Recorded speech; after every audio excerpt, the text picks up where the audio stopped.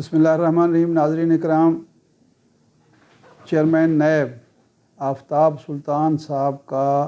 अचानक इस्तीफ़ा और ये कहना कि वो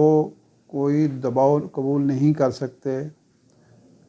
किसी की ये बात नहीं मान सकते कि फ़लाँ को गिरफ़्तार कर लो और फ़लाँ को छोड़ दो, छोटे मुजरिमों को तो पकड़ लो और बड़े मुजरिमों को, अरबों रुपए के मुजरिमों को रिलीफ़ दे दो, मेरे लिए काबिल कबूल नहीं। एक चौंका देने वाला वाक़या है और मौजूदा अंदाज़ हुक्मरानी के ख़िलाफ़ चार्जशीट। आफ्ताब सुल्तान साहब एक अच्छे अफसर के तौर पर, ब्यूरोक्रेट के तौर पर पहचाने जाते हैं। 2014 में वो IB के सरबराह थे जब सोशल मीडिया पर और मीडिया के एक हिस्से पर यह ख़बर उछाली गई कि जनाब मियां नवाज शरीफ साहब ने सहाफ़ियों की वफ़ादारियाँ ख़रीदने के लिए बाज़ उसी शोबे के अफराद को 4 करोड़ रुपए दिए हैं ताकि इमरान ख़ान के और इमरान ख़ान के धरने के ख़िलाफ़ फ़िज़ा हमवार की जा सके। तो इस बहस को जनाब आफ्ताब सुल्तान साहब के एक बयान ने ख़त्म कर दिया कि नहीं, हमने ऐसे कोई फ़ंड जारी नहीं किए या हमें ऐसे कोई फ़ंड जारी नहीं किए गए, क्योंकि कहा यह गया था कि हुकूमत ने IB को फ़ंड जारी किया, IB वो फ़ंड जो है सहाफ़ियों में तकसीम कर रही है। तो ये आफ्ताब सुल्तान का क्रेडिट है कि जब उनकी वजाहत आई, उनकी तरफ से तरदीद आई तो लोगों ने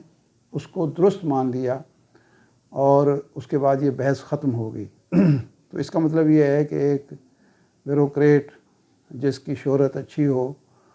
तो वो बड़े से बड़ा प्रोपेगेंडे का जवाब भी दे सकता है, और उन्होंने दिया। इस इस्तीफ़े से 2-3 सवालात पैदा हुए। मौजूदा हुक्मरानों ने तहरीक अदम एतमाद पेश करने से पहले एक फ़ज़ा बनाई थी, और वो ये थी कि इमरान ख़ान साहब जनरल फैज़ हमीद से मिलकर ऐसा खाका तरतीब दे रहे हैं कि अगले कम से कम 10 साल तक वो हुक्मरान रहेंगे और अपने तमाम मुखालिफिन को 100-150 बड़े मुखालिफिन को जेलों में डाल देंगे।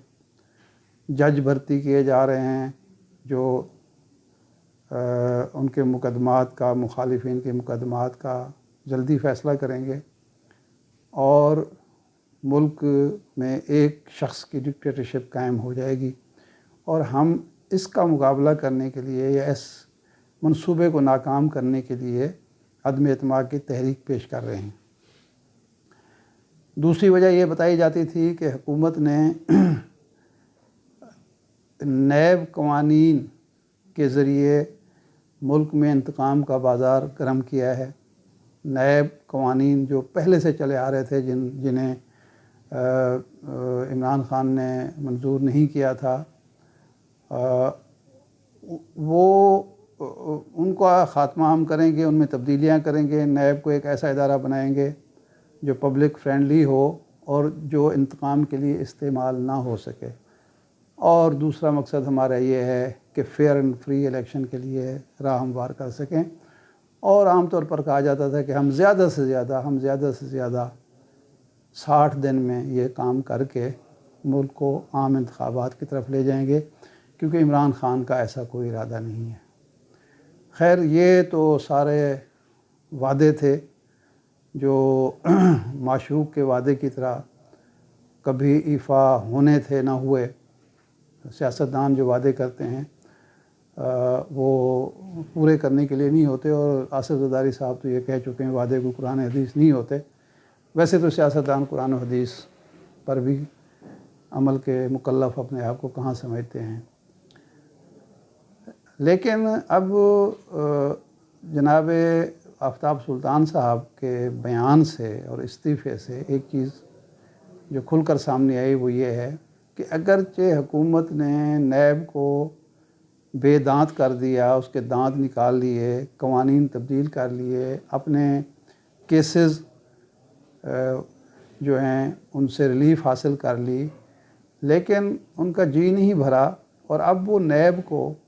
اپنے مخالفین کی طرح استعمال کرنا چاہتے ہیں اور ان سے ایک بدلہ لینا چاہتے ہیں۔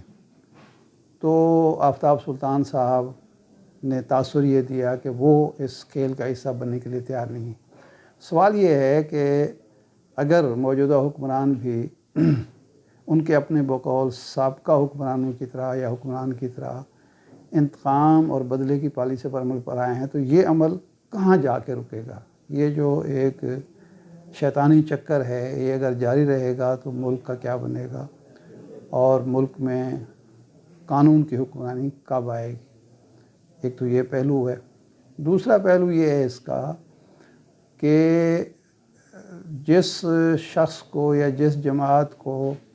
کمزور کرنے کے لیے یا اس کو انتقام کا نشانہ بنانے کے لیے ساری تگ و دو ہو رہی ہے، اس کو کیا نقصان ہوگا، خود موجودہ حکمران اتحاد کے نیریٹو کو کیا نقصان ہوگا، اور ملک میں جو جاری عدم استحکام ہے وہ کتنا مزید بڑھے گا اور وہ معاشی استحکام کے لیے کتنا خطرناک ہوگا۔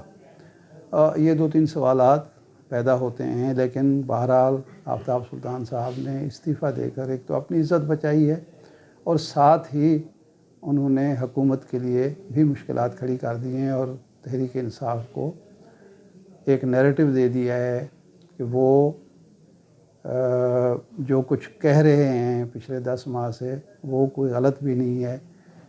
عمران خان یہ کہہ سکتے ہیں کہ میاں نواز شریف صاحب اور شہباز شریف صاحب کے ایک قابل اعتماد ساتھی نے، جسے وہ 2013 سے 18 کے دورانیے میں DGIB کے منصب پر فائز کر چکے ہیں، وہ بھی میرے ہم نوا ہیں اور وہ بھی یہ شہادت دے رہے ہیں کہ موجودہ حکومت انتقام کی پالیسی پر عمل کر رہا ہے۔ اب ان کے استعفے کے ساتھ ہی یہ خبریں گردش کرنے لگی ہیں کہ چیف الیکشن کمشنر بھی دل برداشتہ ہیں اور وہ مستعفی ہونے کا ارادہ رکھتے ہیں، لیکن اس کی جو وجہ ہے وہ اور بیان کی جا رہی ہے۔ یہ نہیں کہا جا رہا کہ چیف الیکشن کمشنر صاحب مستعفی ہو کے حکومت کے لیے کوئی مشکلات پیدا کرنا چاہتے ہیں یا حکومت کے نیریٹو کو نقصان پہنچانا چاہتے ہیں، بلکہ کہا یہ جا رہا ہے کہ چیف الیکشن کمشنر سے استعفیٰ مانگا جا رہا ہے یا وہ مستعفی ہو سکتے ہیں تاکہ الیکشن کو مزید ڈیلے کیا جا سکے، مزید تاخیر کا شکار کیا جا سکے، الیکشن کے راستے میں مزید رکاوٹیں کھڑی کی جا سکیں۔ مجھے اس سے کوئی غرض نہیں کہ حکومت کیا کر رہی ہے، عمران خان کیا کر رہے ہیں، الیکشن کمیشن آئین کے مطابق عمل کرتا ہے یا حکمران اس کو اپنے اعلیٰ کار کے طور پر استعمال کرنا چاہتے ہیں۔ مجھے غرض یہ ہے کہ پاکستان جو اس قدر معاشی زوال کا شکار ہے کہ وزیر دفاع خواجہ آصف بھی بول پڑے ہیں اور انہوں نے کہا کہ ہم دیوالیہ ہو نہیں رہے، ہو چکے ہیں، ہم ایک دیوالیہ ملک میں رہ رہے ہیں۔ کیا وہ ملک اس کھینچا تانی کا، اس کشمکش کا، اس ہیلا جوئی کا، اس بہانہ سازی کا متحمل ہو سکتا ہے؟ کیا پاکستان کو صرف چند افراد یا ایک گروہ یا چند خاندانوں کی خاطر اس کشمکش میں اور انتقام اور بدلے کی آگ میں پھینکا جا سکتا ہے؟ یہ ایک اہم ترین سوال ہے۔ اگر تو الیکشن کمیشن صاحب الیکشن شیڈول دے کر مستعفی ہو جائیں تو یہ ایک کارنامہ ہوگا، اور لیکن اگر وہ دباؤ کے تحت یا مجبوری کے تحت مستعفی ہوتے ہیں اور اس کے نتیجے میں الیکشن کا التوا ہوتا ہے اور بحران مزید گہرا ہوتا ہے تو یہ بہت بڑی زیادتی ہوگی ملک و قوم کے ساتھ۔ اور صدر مملکت عارف علوی صاحب کا جو کل کا فیصلہ ہے 9 اپریل کو الیکشن کرانے کا، اس پر قانونی موشگافیاں تو ہر طرح کی جا رہی ہیں، کی جا سکتی ہیں، کی جائیں گی۔ انہیں اختیار تھا، انہیں اختیار نہیں تھا، وہ جو الیکشن ایکٹ کا آرٹیکل 17(1) ہے اس میں جو ڈیٹ اور ڈیٹس اور جنرل الیکشنز جنرل الیکشن نہیں، جنرل الیکشنز کی بات کی گئی ہے، وہ صدر کے اختیار کو تقویت دیتی ہے یا نہیں،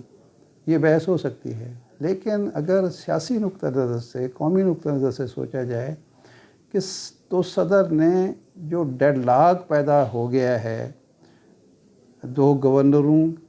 کے رویے اور طرز عمل کی وجہ سے یا بے عملی کی وجہ سے، الیکشن کمیشن کی مجبوریوں کی وجہ سے اور ہیلا جوئی کی وجہ سے اور حکومت کی بے اتنائی کی وجہ سے ایک ڈیڈ لاک پیدا ہوا ہے، آئین پامال ہو رہا ہے۔ تو صدر مملکت کے اس اقدام سے اس ڈیڈ لاک کا خاتمہ ہوا ہے، بے یقینی ختم ہوئی ہے، بے عملی ختم ہوئی ہے، راستہ کھلا ہے، کھڑکی کھلی ہے۔ اگر اس نقطہ نظر سے اس اقدام کو قبول کر لیا جائے تو اگلے 2 ماہ میں 1 مہینہ تو ویسے ہم نے ضائع کر دیا، چونکہ چنانچہ کرتے ہوئے الیکشن ہو جائیں گے، 2 نئی حکومتیں آ جائیں گی۔ اگر حکومت سمجھتی ہے کہ یہ الیکشن اور پھر قومی اسمبلی کے اور مزید 2 صوبوں کے الیکشن کرانا اخراجات بڑھا دے گا تو وہ بھی اعلان کر دے اور اس کے ساتھ ہی اگلے 60 دن میں یہ الیکشن بھی ہو جائے 9 اپریل کو، تو راستہ کھولا جا سکتا ہے۔ لیکن اگر یہ راستہ بھی بند کر دیا جاتا ہے تو اس سے ملک و قوم کو نقصان ہوگا، لیکن میں نہیں سمجھتا کہ پی ڈی ایم کو بھی بہت زیادہ فائدہ ہو سکتا ہے، کیونکہ پچھلے 10 ماہ میں پی ڈی ایم نے جو کچھ کیا ہے اس کو نقصان ہوا ہے۔ انہوں نے دلدل سے نکلنے کے لیے جو ہاتھ پاؤں مارے، اس نے دلدل کو بھی گہرا کر دیا اور ان کا جو لوگ پھنسے ہوئے ہیں ان کے راستے بھی مزید مسدود کر دیے ہیں۔ تو وقت ضائع کرنا اپنے ساتھ اور ملک کے ساتھ اور آئین کے ساتھ ایک زیادتی ہے، جس کی طرف اگر نہ سوچا گیا تو بہت سارے اور مسائل پیدا ہو سکتے ہیں، جو ظاہر بات ہے کہ ملک کے مفاد میں نہیں ہے، قوم کے مفاد میں نہیں ہے۔ ایک کھڑکی کھلی ہے اور صدر نے جو ان کا اعلامیہ ہے یا آرڈر ہے اس کے پیرا 5 میں یہ کہا ہے کہ یہ تاریخ وہ ہے جو میں دے رہا ہوں جو الیکشن کمیشن نے گورنر کو تجویز کی ہے کہ 9 سے 13 کے درمیان، یعنی الیکشن کمیشن کی تجویز کردہ تاریخ